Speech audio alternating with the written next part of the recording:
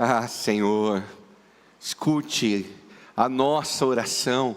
Nós estamos aqui por causa do Senhor. Nós queremos ouvir a Tua voz. Nós precisamos ouvir a Tua voz. Por isso, Senhor, fala conosco, que o Teu Espírito nos toque, que a Tua presença, Senhor Deus, seja palpável em nosso meio, que possamos sair daqui com a certeza que o Senhor falou conosco, que a Tua luz brilhou sobre as nossas vidas. Ah, Senhor, fala conosco. Nós oramos assim agradecidos em nome do Senhor Jesus. Amém. Queridos, hoje nós vamos começar uma nova série de mensagens, onde nós vamos conversar sobre simplesmente Jesus. Está chegando perto aí do período da Páscoa, momento onde nós relembramos o que Jesus fez por nós. Então, nesse mês de abril, temos a oportunidade de ouvir, entender, compreender quem de fato é Jesus sobre as nossas vidas. Bem, por que isso, queridos? Porque se você fizer uma pesquisa aí no seu celular, qual foi a pessoa mais importante da história da humanidade?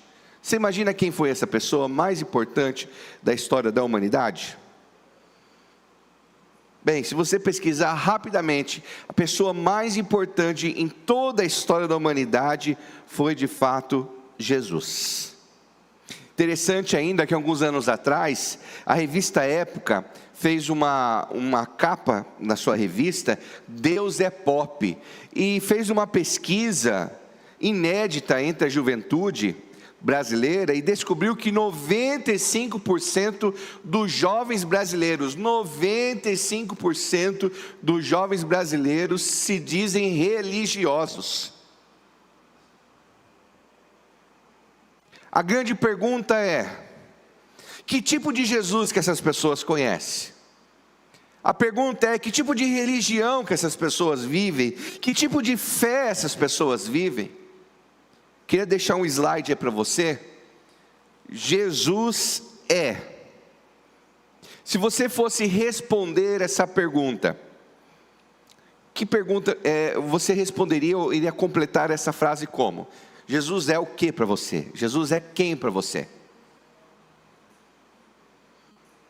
Bem, para alguns, Jesus é um profeta. Para alguns, Jesus foi uma pessoa iluminada, um ser de luz. Para outros, Jesus foi o maior psicólogo que o mundo conheceu. Outros vão dizer que Jesus foi o maior líder. Outros vão dizer que Jesus foi uma pessoa boa, uma pessoa legal. Fábio Porchat, uma vez entrevistado e perguntado sobre o que ele achava sobre Jesus, e ele simplesmente disse isso: Jesus é um baita cara legal. Mas tem uma frase do pastor Tim Keller que é muito interessante, que diz assim: Jesus não foi apenas um cara legal que fez o bem no mundo. Você não crucifica caras legais, você crucifica ameaças. Para alguns, Jesus foi uma boa pessoa, foi um cara legal, alguém que veio fazer coisas boas neste mundo. Mas Jesus não foi apenas uma boa pessoa.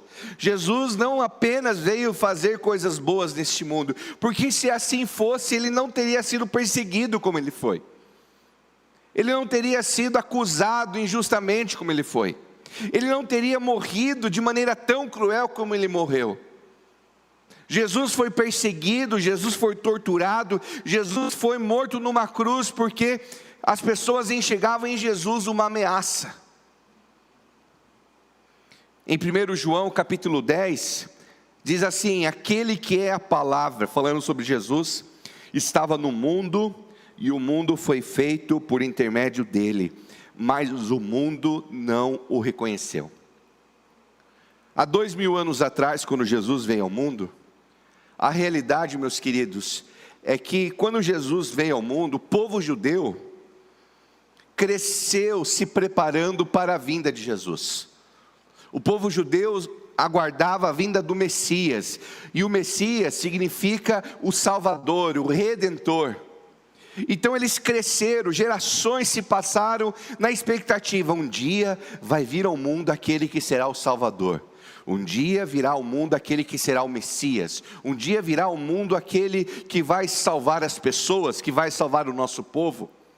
E quando Jesus veio, eles tinham expectativas, eles tinham pensamentos sobre como seria esse Messias, esse Jesus. E aí quando Jesus veio, eles fizeram então um check-up. E peraí, não, mas eu não pensava que Jesus ia ser assim. Não, mas conforme o que eu estou esperando, não, Jesus não é assim. E o fato que Jesus foi recusado pelo seu próprio povo, rejeitado pelo seu próprio povo. Sabe por quê? Porque eles cresceram esperando sobre a vinda de Jesus, mas eles criaram uma imagem de fato de quem não era Jesus. Preste bem atenção, às vezes eu e você podemos criar na nossa mente uma imagem, compreensões, entendimentos, pensamentos sobre Jesus que não corresponde a quem de fato Ele é. Às vezes eu e você vamos aprendendo sobre quem é Jesus, ouvindo experiências, ouvindo histórias, e muitas vezes não buscamos na palavra para entender, peraí, mas quem é de fato Jesus? Porque nós não devemos seguir o nosso achismo, nós não devemos seguir os nossos pensamentos, nós não devemos seguir as nossas experiências, nós devemos seguir a palavra, o que a palavra diz, quem é Jesus. E é sobre isso que nós vamos conversar essa noite. Os irmãos estão comigo, sim? Então abra sua Bíblia comigo, no Evangelho de Jesus segundo o apóstolo João, Evangelho de Jesus segundo o apóstolo João, capítulo 1. Nós vamos ler a partir do verso número 4.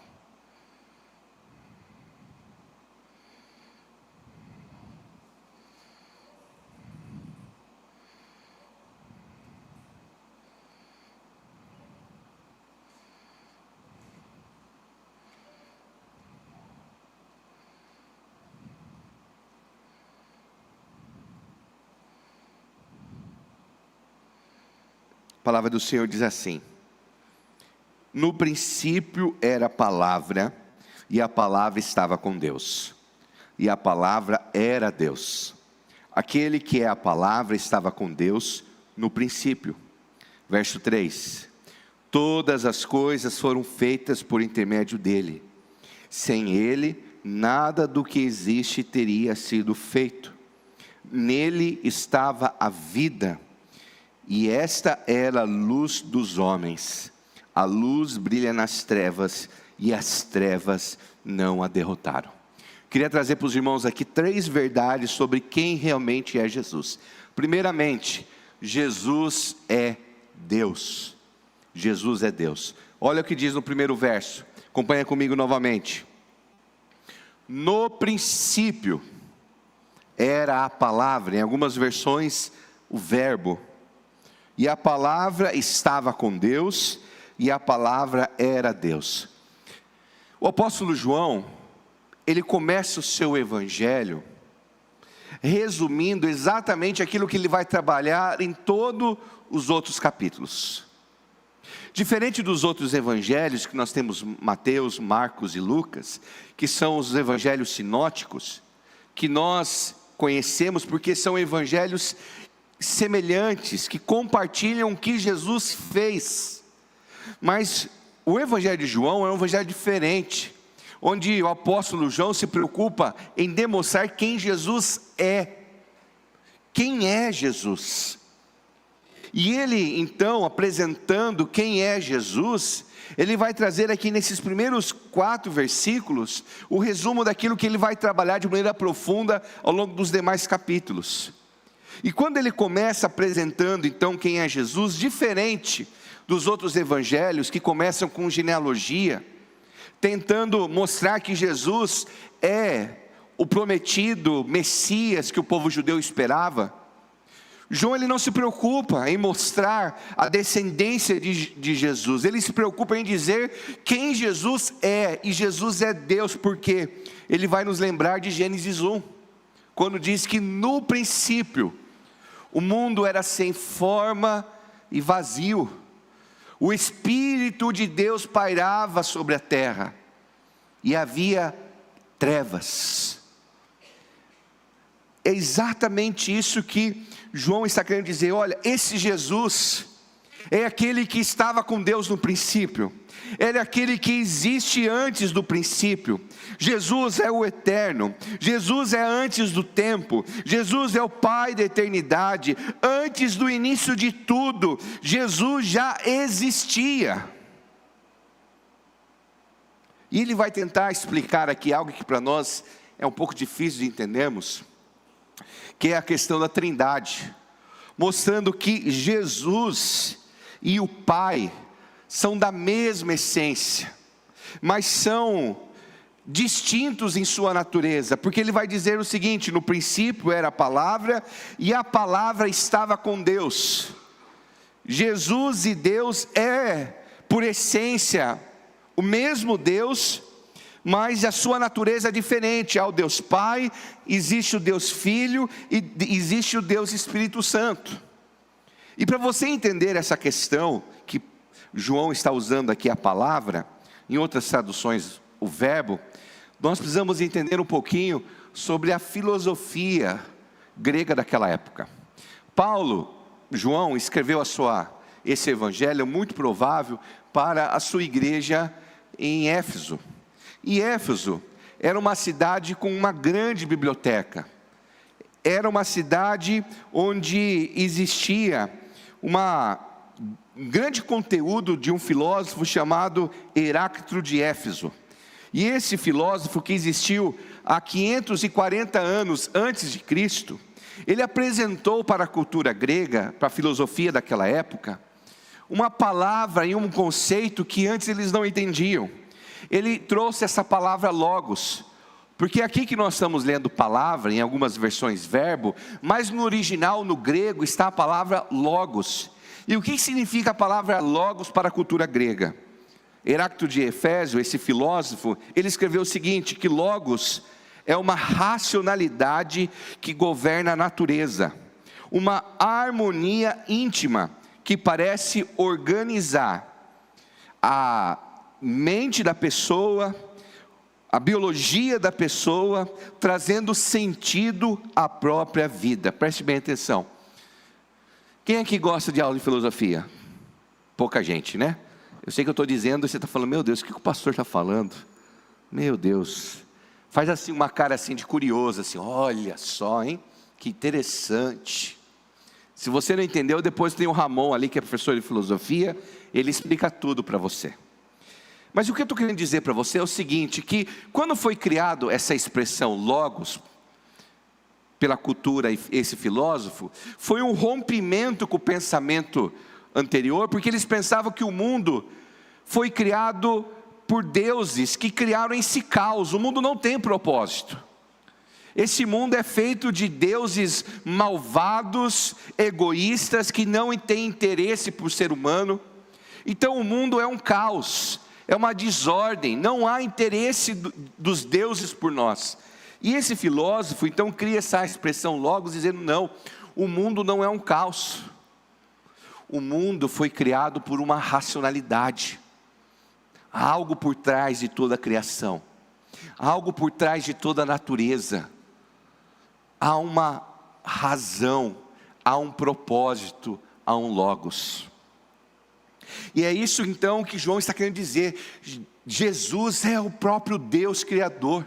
Jesus participou da criação de todas as coisas. Jesus existe antes do tempo. Como nós lemos no começo do culto, Colossenses capítulo 1, verso 16: pois por meio dele foram criadas todas as coisas, nos céus e na terra, as visíveis e as invisíveis, sejam tronos, sejam soberanias, quer poderes, quer autoridades, todas as coisas foram criadas por ele e para ele. Ainda em João 1, dos versos 2 e 3, diz assim: aquele que é a palavra, logos, estava com Deus no princípio, e todas as coisas foram feitas por intermédio dele, e sem ele, nada do que existe teria sido feito. E nós cremos que de fato nós vivemos num mundo que foi criado por Deus. Apesar de muitas vezes nós ouvimos teses e hipóteses que esse mundo foi simplesmente criado por um Big Bang, ou uma evolução onde o propósito é simplesmente a sobrevivência, nós acreditamos que por trás dessa criação, por trás da humanidade, por trás da natureza, existe um Deus criador de todas as coisas. É como eu disse pela manhã, que para a gente entender às vezes a diferença de crer que o mundo foi criado por Deus e de crer que o mundo foi apenas criado por um acidente, por um Big Bang, que é exatamente uma ilustração que contam de um caminhão que estava cheio de farinha, tinha ovo, leite, tinha chocolate, e de repente esse caminhão capotou, acabou pegando fogo, e quando a equipe de resgate, os bombeiros foram ver o que tinha acontecido, o que estava dentro do caminhão, eles abriram o caminhão e tinha um bolo feito, perfeito, de chocolate, derretido, com cerejas, embaixo de uma bandeja, e todo mundo ficou, nossa, mas como isso é possível? Depois de um acidente como esse, como um bolo surgiu assim? E alguns criaram então uma teoria dizendo, olha, provavelmente o que aconteceu foi um acidente. O caminhão fez uma curva e de repente o leite caiu certinho dentro de uma tigela, e aí de repente rasgou um saco de farinha, e o saco de farinha caiu, e aí caiu também um pouquinho de fermento, e aí com a curva do carro, aí aquela bandeja deu uma chacoalhada, e tinha também açúcar, e açúcar também caiu na medida certa, e houve uma explosão, então teve um fogo, e aquele bolo então cresceu, e tinha um chocolate que foi derretido pelo fogo, e o chocolate foi derretendo, e caiu certinho em cima do bolo, e tinha um pote de cereja, e o pote de cereja quebrou, e as cerejas caíram bem em cima do bolo. E a verdade é que todo mundo viu essa história e disse, uau, é isso mesmo, esse bolo foi criado dessa maneira, faz todo sentido. Aí uma outra pessoa, já com outro pensamento, diz, olha, eu não acredito muito nisso daí não. E se no lugar a gente pensar que foi uma grande coincidência, se a gente pensar que por trás desse bolo, há alguém que fez esse bolo, alguém que preparou esse bolo nas medidas certas, e fez isso com criatividade, com amor, com carinho, com dedicação. Aí as pessoas ouviram e disseram, não, isso aí não faz sentido, faz mais sentido a primeira história. É um pouquinho do que nós vivemos hoje. Queridos, se a gravidade fosse um pouquinho mais intensa, nós seríamos esmagados. Se a gravidade fosse um pouquinho menor, nós voaríamos. Se o Sol estivesse um pouquinho mais próximo da Terra, ou a Terra do Sol, nós não iríamos suportar de calor. Se a Terra estivesse um pouquinho mais distante do Sol, nós iríamos morrer de frio. Tudo isso está calculado perfeitamente, porque existe um Deus criador, e Jesus é esse que participou de toda essa criação. A nossa vida tem propósito. É isso que João está dizendo. É esse Jesus que nós adoramos, o Jesus que também é o Deus criador, que participou da criação de todas as coisas. E ele também vai dizer que Jesus é Deus, porque ele também é o Deus Todo-Poderoso. E João apresenta seu evangelho com 3 etapas. Ele apresenta seu evangelho trazendo 7 eu sou. Quando Deus se apresenta no Antigo Testamento lá para Moisés, convocando Moisés para libertar o povo do Egito, Moisés pergunta, Deus, como que eu vou lá para o Egito? Eu vou dizer que o Senhor é quem? E aí Deus diz para ele, diga que eu sou o grande eu sou. O grande eu sou. E Jesus, quando veio ao mundo, João deixa bem claro que Jesus é esse, o eu sou. Ele vai trazer 7 eu sou de Jesus. Eu sou o pão da vida. Eu sou a luz do mundo. eu sou a porta, eu sou o bom pastor, eu sou a ressurreição e a vida, eu sou o caminho, a verdade e a vida, eu sou a videira verdadeira. Ele vai mostrar também numa outra etapa os 7 sinais que mostram que Jesus é esse Deus poderoso. Jesus transforma a água em vinho, Jesus cura o filho de um oficial, Jesus cura um homem em Betesda, Jesus alimenta uma multidão de mais de 500 homens, Jesus anda por sobre as águas, Jesus cura o cego, Jesus ressuscita Lázaro. Mas esse mesmo grande eu sou, esse mesmo Jesus poderoso, é aquele também que transforma vidas, pessoas. E João vai apresentar 7 encontros que Jesus teve com pessoas ao longo do seu evangelho. Jesus teve encontro com João Batista, Nicodemos, a mulher samaritana, o oficial e seu filho, o homem em Betesda, o cego de nascença, Lázaro. Esse é o Deus que nós servimos. Jesus é o Deus criador, Jesus é o Deus poderoso, e tão poderoso que vem ao nosso encontro para transformar as nossas vidas. Então, quando nós louvamos a Jesus, quando nós adoramos a Jesus, quando nós buscamos a Jesus, estamos diante do próprio Deus.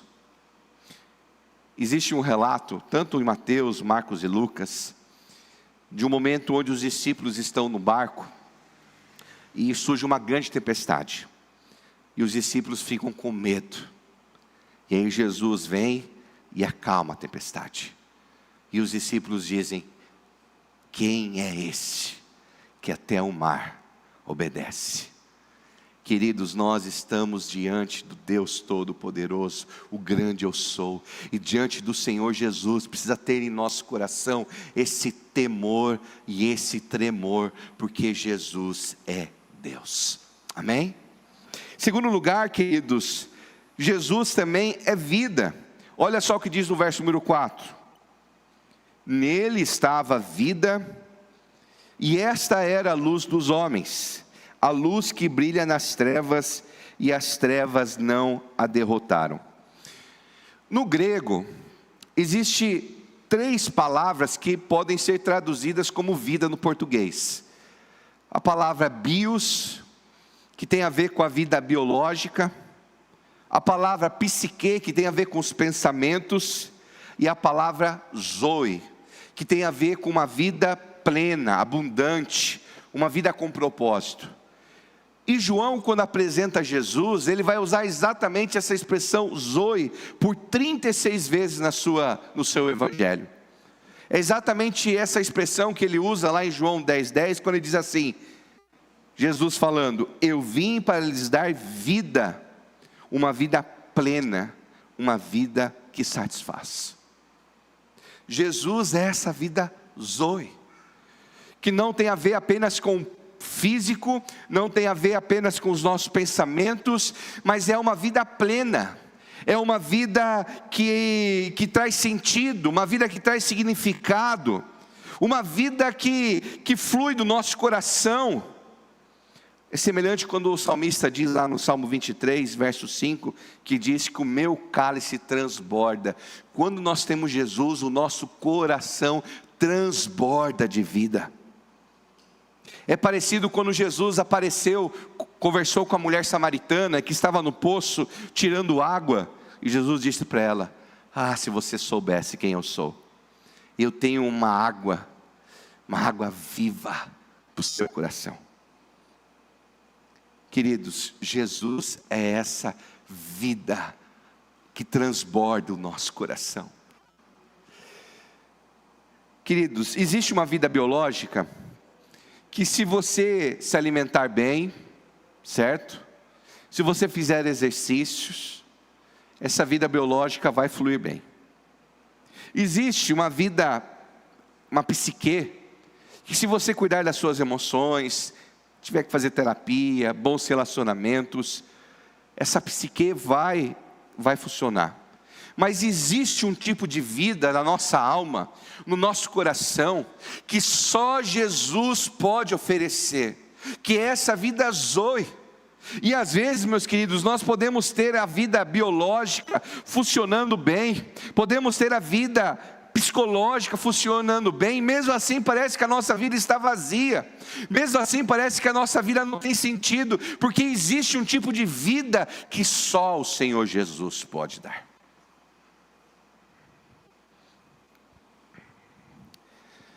É por isso que Jesus teve um encontro tão interessante no próprio Evangelho de João, com duas pessoas diferentes. No capítulo 2, Jesus teve encontro com Nicodemos.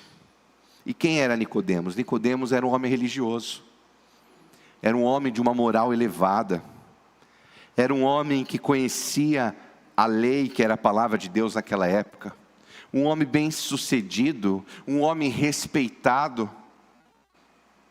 Mas quando ele se apresenta a Jesus, Jesus percebe que a religião não satisfaz o coração do ser humano, a moralidade não satisfaz o coração do ser humano, uma vida bem sucedida não satisfaz o coração do ser humano.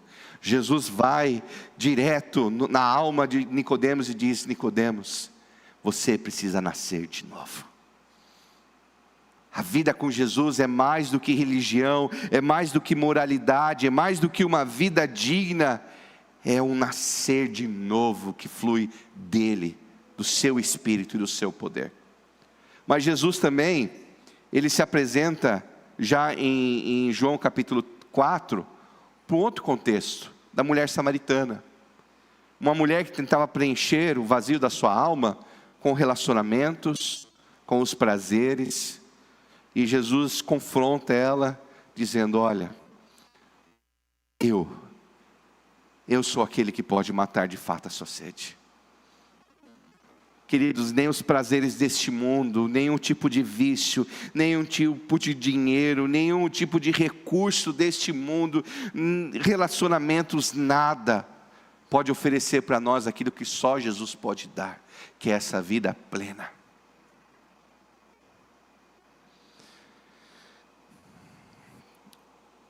João está fazendo esse link, dizendo que Jesus é vida e que Jesus é a luz.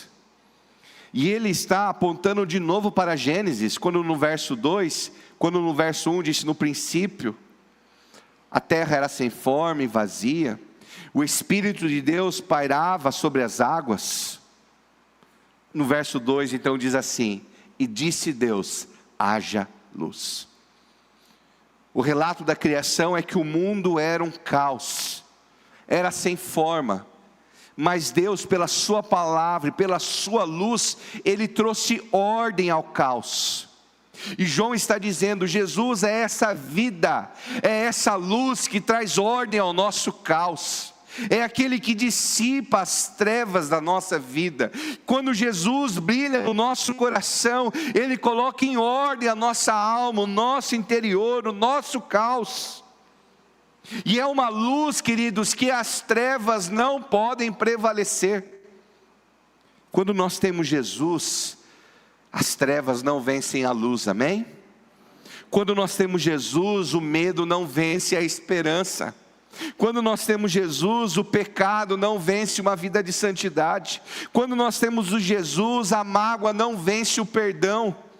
Quando nós temos Jesus, queridos, a vida vence a morte, porque as trevas não podem diante da luz do Senhor, e nós precisamos crer que Jesus é essa vida, é essa luz que dissipa todas as trevas.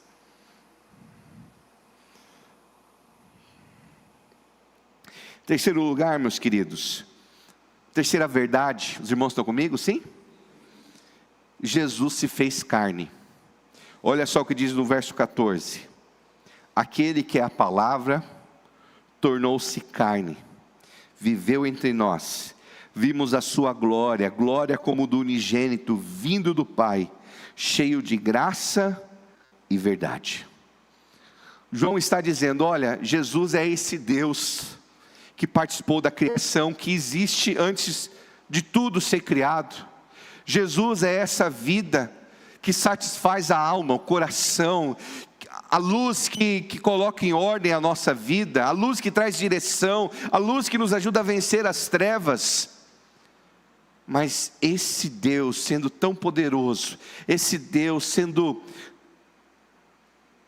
tão cheio de glória, Ele veio ao mundo e se fez carne, habitou entre nós. João, ele vai explicar um pouquinho mais sobre isso, lá na sua carta, nós temos esse texto aí, em 1 João, primeira carta do apóstolo João, no seu primeiro capítulo, no primeiro verso, ele diz assim: o que era desde o princípio, o que ouvimos, o que vimos com os nossos olhos, o que contemplamos e as nossas mãos apalparam, isto proclamamos a respeito da palavra da vida. Preste bem atenção, João estava dizendo assim: eu vi, os meus olhos viram, Jesus é Deus. Os meus olhos viram Deus se fazendo carne. Os meus olhos viram que de fato Jesus é o Deus Criador Todo-Poderoso. Eu estive com Ele, eu abracei, eu vi o Deus eterno se fazendo carne e habitou entre nós. Eu vi. E a pergunta é por quê? Por que Jesus veio ao mundo? Por que Deus se fez homem e habitou entre nós? Por quê? E aí nós temos então Filipenses, capítulo 2, versos 6 a 8, que diz assim: que apesar de ser Deus, não considerou que a sua igualdade com Deus era algo que deveria ser usado como vantagem.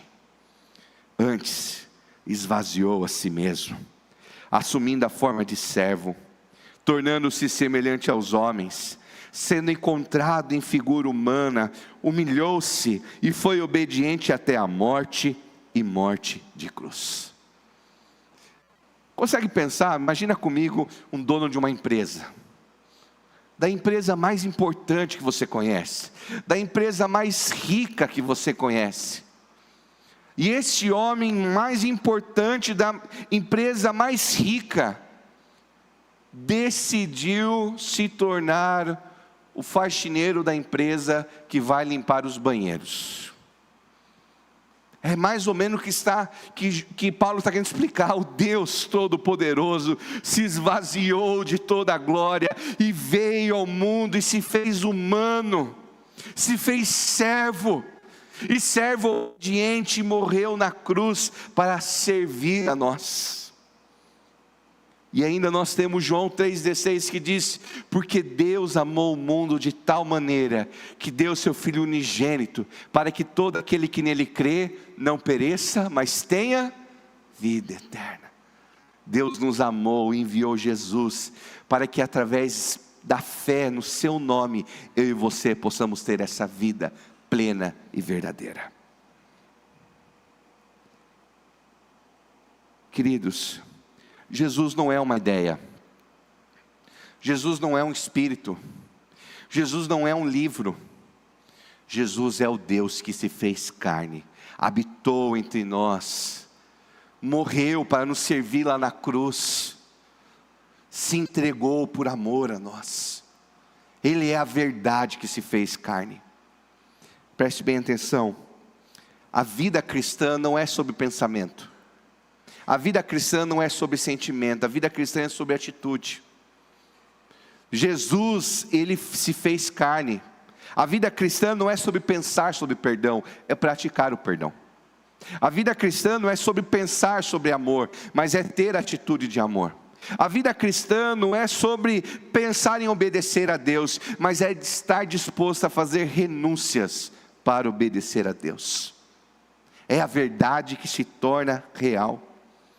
Mas o texto ainda continua dizendo que Jesus se fez carne e habitou entre nós em graça e verdade. Nós não merecíamos que Jesus habitasse neste mundo. Nós não merecíamos que Jesus se tornasse carne. Nós não merecíamos que Jesus tivesse entregado a sua vida, como o trigo que foi moído, como a uva que foi esmagada. aquele que morreu em nosso favor, nós não merecíamos, ele veio ao mundo em graça, é um amor imerecido que nos acolhe quem não merece, porque ele veio ao mundo em graça, mas ele veio ao mundo também em verdade, porque ele também é a verdade que revela os nossos pecados. Ele é a luz que faz as nossas máscaras caírem. Ele é a luz que mostra a sujeira da nossa alma. Ele é a luz que nos conduz ao arrependimento. Ele é a verdade que transforma o nosso coração. E Jesus, meus queridos, não é como alguém que vai explicar para uma pessoa o que é o futebol. E a pessoa então pega um quadro e desenha aqui o campo, é isso aqui. Aí ele desenha a bola, olha, a bola é assim, ela é redonda, ela é feita de couro. E vai explicando as ideias. Não. Uma pessoa que está explicando futebol é aquela pessoa que mostra no campo o que é correr, o que é chutar, o que é jogar. A vida cristã não é sobre explicar pensamentos e ideias. A vida cristã é sobre viver, porque o próprio Senhor Jesus veio ao mundo, viveu por nós, morreu por nós, se entregou por nós. Enquanto a banda se prepara, eu preciso fazer algumas perguntas para o seu coração nessa noite. Os irmãos e as irmãs estão comigo? Sim? Quem é Jesus para você pessoalmente? Quem é Jesus para você? Como você descreve Jesus em sua vida? Você vê Jesus como um amigo, como um professor ou como um salvador? Quem é Jesus?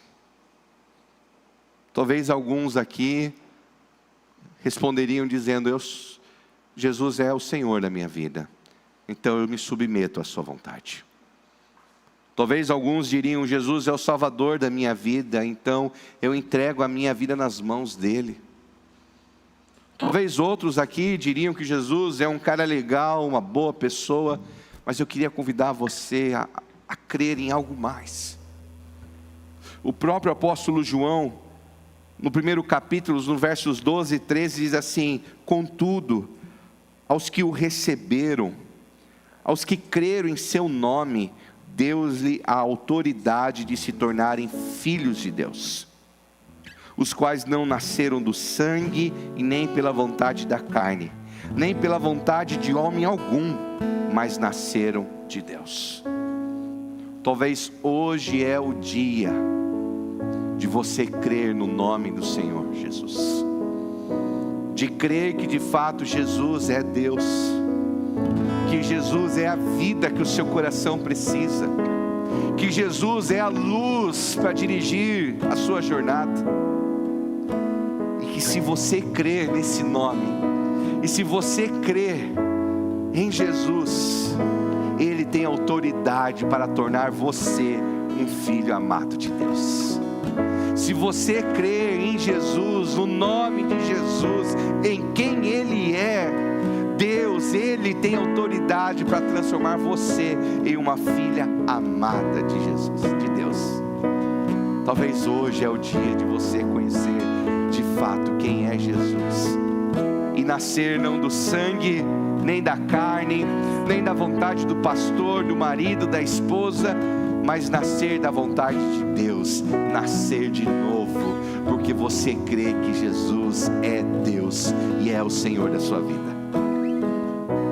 Talvez você, nessa noite, precisa responder essa pergunta: em que áreas da sua vida você precisa mais da graça e da verdade que Jesus oferece? Talvez algumas pessoas aqui entre nós precisam nessa noite da graça do Senhor.